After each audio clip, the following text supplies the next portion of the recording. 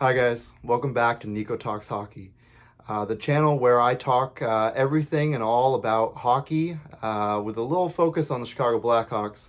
But today I want to talk about coaches. I want to talk about specifically which coaches in the NHL have the hottest seats, which 10 coaches in the league are the next most likely to be fired if things go wrong for their respective teams come next season.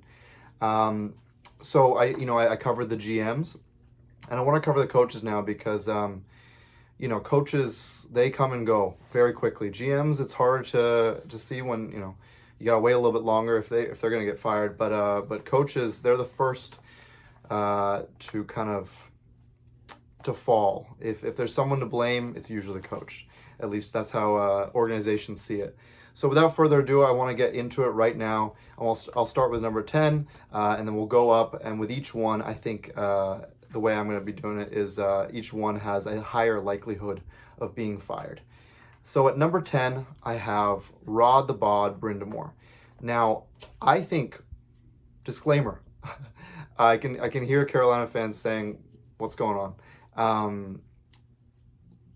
Rod is a great coach. I really think so. I don't know if his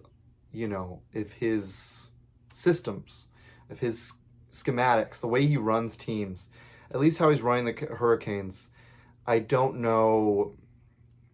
I just don't know if it's ever going to reach the top, if they're ever going to win a cup with the way he runs it, because he values quantity of chances over quality, and I respect him so much, but this is just talking about,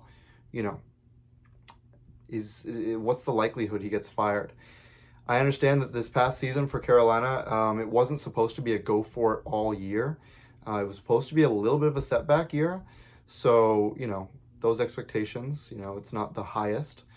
But Carolina's been trying, for it for a while now. And if they can't figure it out, get it done,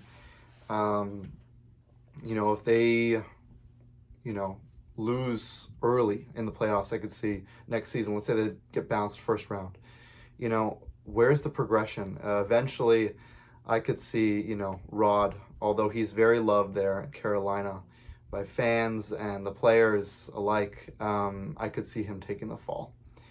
Moving on to number 9, I have John Cooper of the Tampa Bay Lightning. So he's only got one season left on his contract, which is next season. John Cooper, in my opinion, is at least a top 3 coach in the entire league. I respect him so much. I love the way he coaches. I love everything he does as a person and as a coach, from what I know. However, the Lightning are a team that expects results, right? They're a very successful team. They've had a lot of success, in the past few years. They've won multiple cups, back-to-back cups. They reached 3 Stanley Cup finals in a row. But the past 2 seasons, they've lost in the first round twice. And I think everyone realizes that their cup window, if it hasn't closed already, it's got a very short time left for it to be open. Now, maybe Julian Breezeball can work some miracles, and he's a great GM. Maybe he can extend that window a little bit more. We'll see. But the Atlantic is not getting any worse. It's only getting better, the Atlantic Division.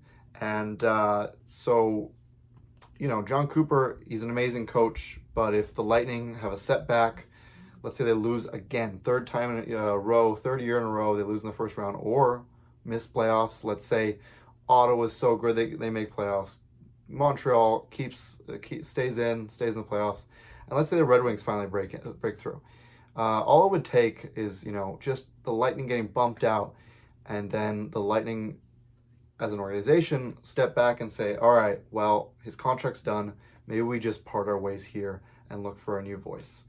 I would not go that route if I was in charge of things in Tampa, but I'm just predicting, and I would say his seat is a little warm right now. Moving on to number 8, another one that I don't agree with, but I could see happening. We've seen crazier stuff happen. Number 8 is Jared Bednar of the Colorado Avalanche. Bednar is a fantastic coach. He's another coach who I think is at least a top 5 coach in the league. But the fact of the matter is that the Avalanche are in their win the cup window right now.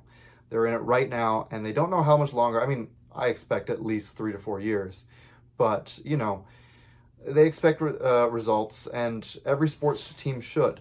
Now, if they decide that Jared Bednar is the fall guy, if they decide that he's the one they're going to blame, I think that would be folly. I think that would be a mistake. But crazier things have happened. Coaches have been fired for less. If the Avalanche struggle again, they lose in the first round. I think that this is a huge season for the Avalanche.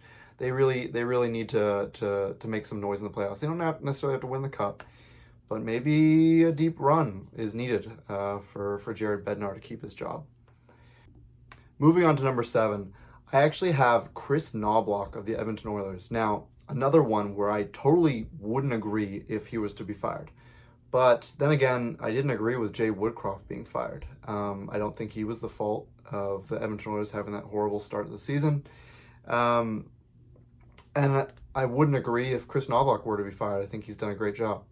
But the Oilers, if they want to prove, let's say they have, let's say they, again, kind of like the Avalanche, kind of like the Lightning, kind of like the Hurricanes, if they were to make the playoffs, but then they lose early, they do not get to the heights of the last 2 seasons, they do not get back to the finals,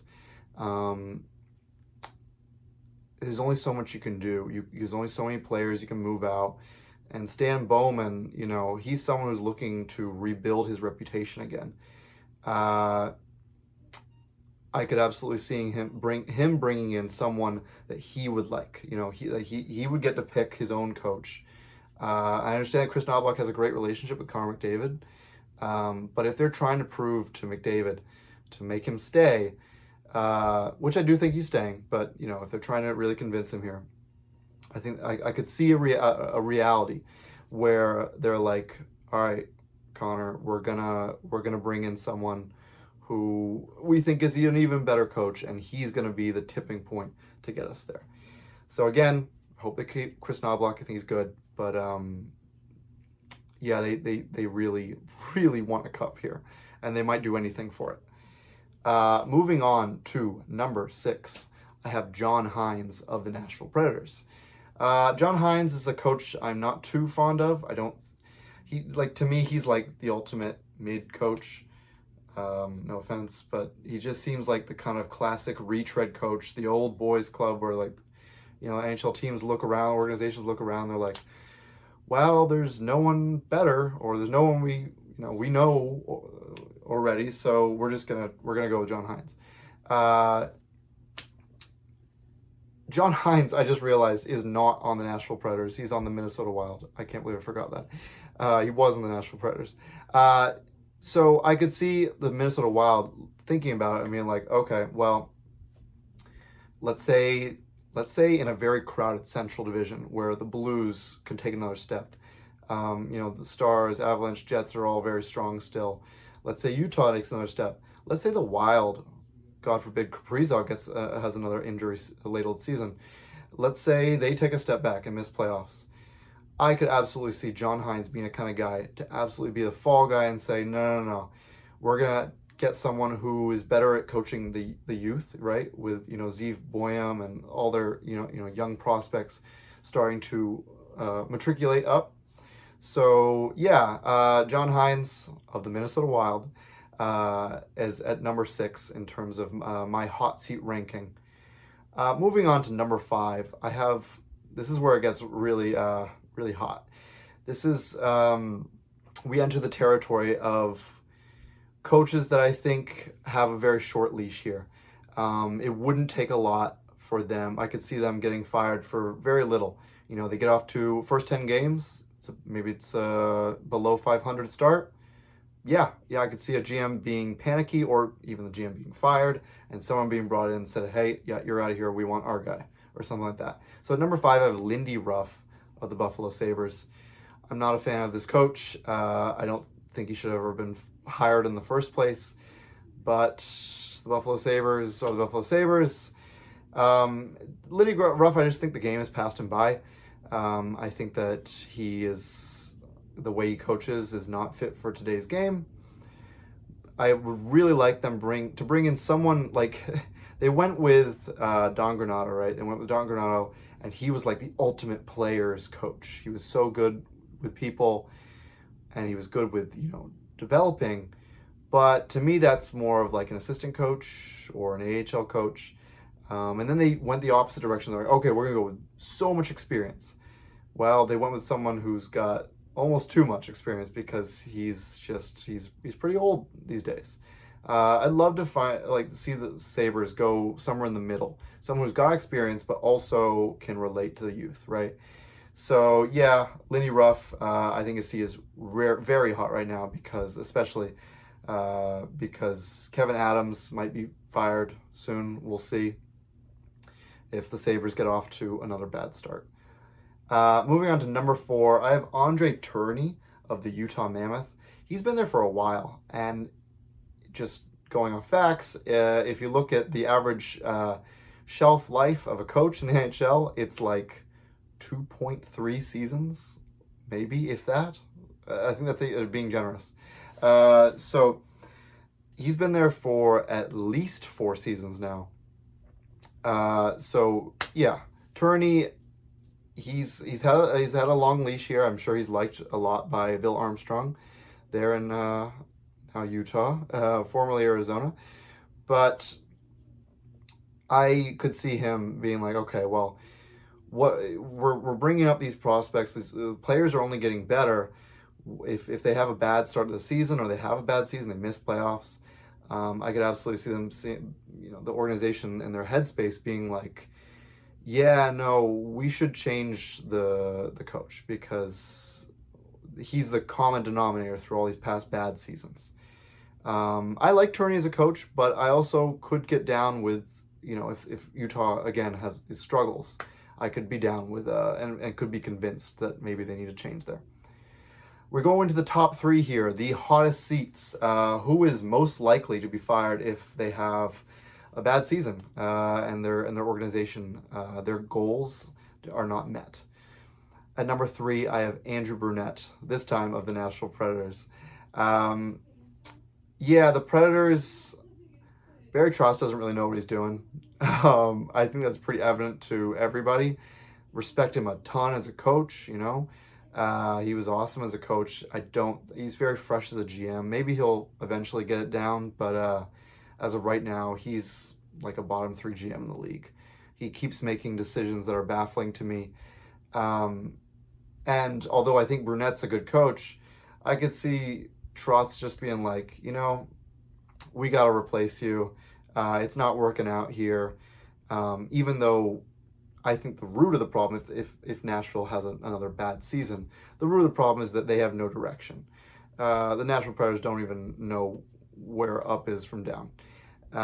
So are they tanking? Are they trying to go for it? We'll see. But if they struggle, I think Andrew Brunette's out the door, which is upsetting. I hope he lands on his feet if that's so, because I think he is a good coach. He's never found the right fit. Moving in the top 2, these seats are on fire. These guys, they might as well be, boiling lava seats because any moment, forget GMs, like that happens pretty scarce. Coaches go quick. When they're fired, they're just, it's just another day in the NHL. So at number 2, I have Jim Hiller of the Los Angeles Kings. You have a new GM, Ken Holland. He didn't pick Jim Hiller to be his coach. Then you look at how the Kings need results yesterday. They need to show that they still got it right now. And they cannot suffer another loss to the damn Edmonton Oilers. So Jim Hiller also, last playoffs, had a pretty embarrassing round against Edmonton. He kind of blew it. His decision-making was pretty baffling. And the way he also answered for it in the press was pretty embarrassing and awkward too. He kind of just didn't own up to it and was kind of just hard-headed about it. So yeah, he's not someone who I think has endeared himself to anybody. And if the Kings have a tough season, I don't love their additions in the offseason so far. If they have a rough season, or God forbid they lose to the Edmonton Oilers again, you can absolutely bet the farm on him not being the coach there anymore in Los Angeles. And moving on to number one, a very similar situation. It is Patrick Roy of the New York Islanders. I think has the hottest seat in the NHL for a coach right now. Same situation, kind of, right? You get a new GM, Matthew Darche, who's got different plans probably on what he wants to do with the Islanders. They're at least going through a retool. I expect a pretty dismal season for the Islanders upcoming. They're taking at least a 1 or 2 season step back. We'll see if it needs to go into a rebuild. Yeah, so for Patrick Roy, he's someone who is already not okay with losing. If they have a losing season, it may not even be his fault.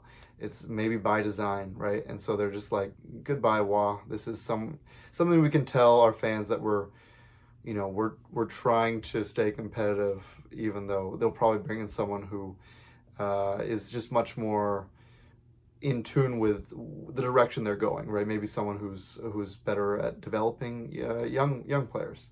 So yeah, Patrick Roy I think is has the most volatile seat right now in the NHL for a coach. But yeah, that's been my list. That is the top 10 hottest seats in the NHL, the most likely coaches to be fired if their seasons do not end up going to plan in this upcoming season. Thank you so much for watching. I really appreciate it. If you liked it, it would mean the world to me if you liked and subscribed to the channel. And I can't wait to get out my future videos that are about top 10, top 20. I'm going to be going more into the positions like centers, all the forwards, the wings, and then I'll be going into my top 5 coaches and GMs as well. So stay tuned for that on the channel. Thank you again so much for watching, and I'll see you in the next one.